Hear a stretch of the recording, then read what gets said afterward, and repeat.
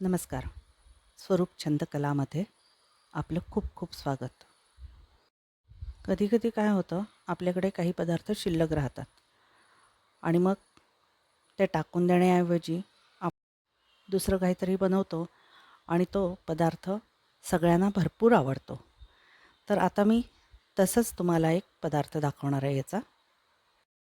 काल उपासाला वरई भात, शेंगदाण्याची आमटी, बटाट्याची भाजी आणि रताळ्याचा हलवा केला होता आणि त्यापैकी वरई भात आणि बटाट्याची भाजी शिल्लक राहिली आहे. तर आता मी आज चहाबरोबर खाण्यासाठी याचं स्नॅक्स बनवणार आहे. आणि आज सकाळी पोहे केले होते. तर ते पोहे थोडेसे शिल्लक आहेत. तर ते पोहेसुद्धा मी याच्यात वापरणार आहे. मी इथे शिल्लक राहिलेलं भाजी आणि पोहे आहे तसेच घेते आहे. वरी भात पण घेतला आहे आणि त्यामध्ये तेवढ्या सगळ्या सामग्रीला लागेल एवढं आलं, मिरची वाटून घेतली आहे आणि मीठ घेतलं आहे. त्यामध्ये थोडा खुसखुशीतपणा येण्यासाठी रवा घातला आहे. इथे मी रवा अर्धी वाटी घेतलेला आहे. रव्याचं प्रमाण कमी जास्त केलं तरी चालणार आहे. इथे रवा बारीक वापरला तरी चालणार आहे किंवा जाड वापरला तरी चालणार आहे. त्याबरोबरच तीळ पण घेतलेत. तर हे सगळं साहित्य मी छान मळून घेते आहे. इथे स्मॅशरचा उपयोग केला तरी चालेल. नंतर त्याला छान असा आकार द्यायचा आहे. मी इथे लंबगोलाकार आकार दिलेला आहे आणि आपण हे तेलात तळून घ्यायचं आहे.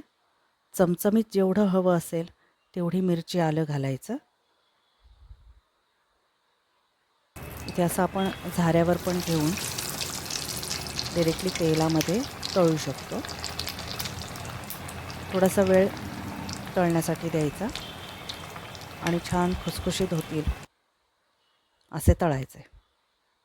मस्त चहाबरोबर छान छान लागतात, चमचमीत लागतात. आपलं उरलेलं साहित्यसुद्धा सगळं वापरून होतं आणि असे पदार्थ सगळ्यांनाच आवडतात.